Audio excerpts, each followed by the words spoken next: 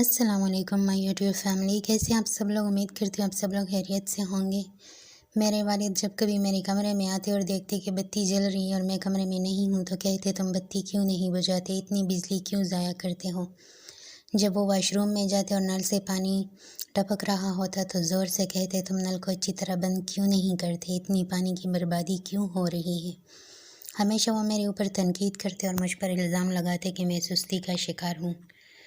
छोटी और बड़ी हर बात पर टोकते, यहाँ तक कि बीमारी की हालत में भी। फिर एक दिन आया जब मुझे नौकरी मिली, वो दिन जिसका मैंने बेसब्री से इंतज़ार किया था।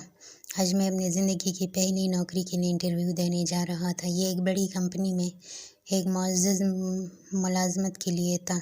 अगर मैं मुंतखब हो गया तो इस घर को छोड़कर चला जाऊँगा और अपने वालिद के मुसलसल नसीहतों से छुटकारा हासिल कर लूँगा।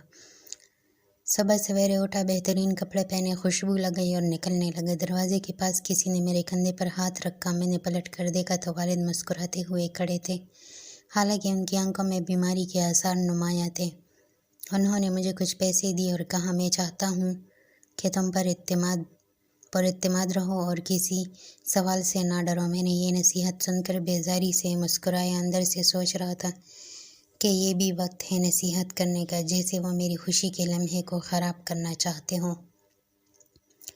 मैं घर से निकला, एक टैक्सी किराए पर ली और कंपनी की तरफ रवाना हो गया। जब मैं वहाँ पहुँचा तो हैरान रह गया। ना कोई दरबान था और ना कोई इस्तकबालिया का अमला, बस कुछ हिदायती बोर्ड्स थे जो इंटरव्यू के कमरे की तरफ रहनुमाई कर रहे थे। जैसे ही मैं दरवाजे में दाखिल हुआ, देखा कि दरवाजे का हैंडल अपनी जगह से निकला हुआ है और टूटने के करीब है। मुझे फ़ौरन अपने वालिद की नसीहत याद आई कि मस्बत रहो, तो मैंने फ़ौरन हैंडल को दुरुस्त किया। आगे चलते हुए देखा कि बाग में पानी भर गया है। एक तालाब का पानी बह रहा था, शायद माली उसे भूल गया था। मुझे वालिद की पानी के ज़िया पर नाराज़गी याद आई। मैंने नल की रफ्तार कम कर दी और पानी के दूसरे तालाब में बहने दिया। इमारत के अंदर पहुंचा और सीढ़ियों पर चढ़ते हुए देखा कि रोशनी की बत्ती दिन के वक्त जल रही है। मुझे वालिद का चेहरा याद आया और फ़ौरन बत्ती बुझा दी। जब मैं इंटरव्यू के कमरे में पहुंचा तो देखा कि बहुत से लोग नौकरी के लिए मौजूद हैं। सबकी तरफ देखते हुए मैंने सोचा कि मैं इनके सामने किस तरह मामूली नज़र आ रहा हूँ। फिर देखा कि जो भी इंटरव्यू देने जा रहा है चंद मिनटों में वापस आ रहा है। मैंने सोचा कि अगर ये लोग अपनी तमाम काबिलियत के बावजूद कामयाब नहीं हो सके तो मैं कैसे हो सकता हूँ। मैंने इंटरव्यू छोड़ने का फ़ैसला किया, लेकिन जैसे ही मैं निकलने लगा मेरा नाम पुकारा गया। मैंने अपने आप को अल्लाह के सुपुर्द करके कमरे में दाखिल हो गया। सामने 3 लोग बैठे थे। उन्होंने मुस्कुरा कर पूछा आप कब इस नौकरी को संभालना चाहते हैं। मुझे लगा जैसे वो मजाक कर रहे हो। मैंने अपने वालिद की नसीहत याद की कि पुरइत्तेमाद रहो। मैंने कहा जब मैं इम्तिहान में कामयाब हो जाऊंगा तब संभालूंगा। एक ने कहा आप कामयाब हो चुके हैं।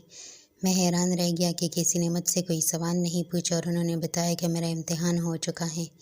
फिर एक और ने कहा हमने कंपनी में कुछ जगहों पर खराबियाँ जानबूझकर रखी थी ताकि देख सके कि कौन उम्मीदवार इन्हें ठीक करता है, और आपने हर गलती को दुरुस्त किया। इस लम्हे मेरे सामने सब कुछ मान पड़ गया। मैंने अपने वालिद की तस्वीर देखना शुरू की। वो सख्त मिजाज जो हमेशा मेरी भलाई चाहता था। मुझे घर वापस जाने और उनके हाथ चूमने की शदीद ख्वाहिश हुई। जब मैं घर पहुंचा तो वहाँ लोगों का हजूम देखा। सबके चेहरों पर दुख के आसार थे। मैं बहुत देर से पहुंचा था। मेरे वालिद चले गए थे और मैं उनकी मोहब्बत और नसीहतों की कदर करने में देर कर गया।